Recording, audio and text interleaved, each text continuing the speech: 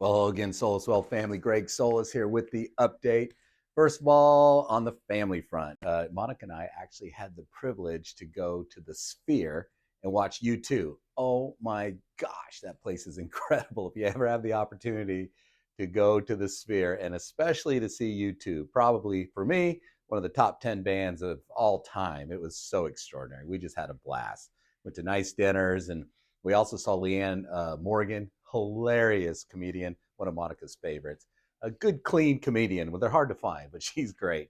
So I had a great time. It's been fun to be able to do those types of things with Monica as empty nesters. And so uh, we are doing well, and I hope you and your family are doing well also.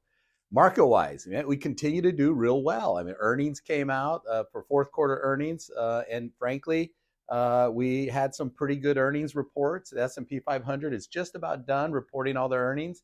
And so earnings momentum has been good. It started off a little shaky with some of the regional banks struggling, particularly the ones that are dealing with commercial real estate. So that's a soft spot that we kind of have to watch and be careful with. But other than that, I mean, some of these earnings were pretty extraordinary. And we saw some of these tech companies really taking advantage of some of the artificial intelligence, which is a story I've been talking about.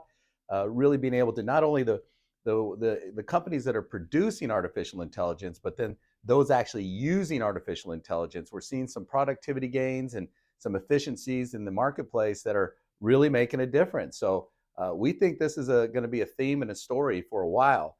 I remember the dot-com bubble and all that, and the technological move that happened in the late 90s and early 2000s. And man, when that dot-com bubble burst, it was brutal.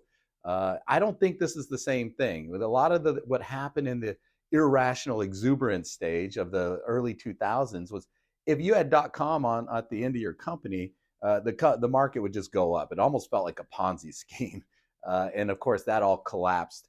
We don't see it the same way this go around, because these are solid companies that are producing the artificial intelligence technology, and then a lot of these companies are utilizing it and implementing it and getting a lot more efficient. So we think this is going to be a story and a theme that we'll hear through 2024 and years to come. So I feel somewhat optimistic. We feel optimistic about the equity markets and the bond market stabilized. The Fed did not raise rates, but they didn't lower rates this last meeting, which was in January.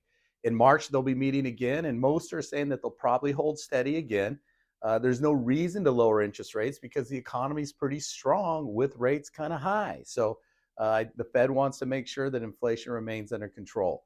So yields are high, equity markets look pretty good. We're off to a good start. January, we were up. Usually, when we're up in January, typically we end up with a good year. So, not always, in past performance is never a guarantee of future performance, but that certainly shows some optimism for 2024.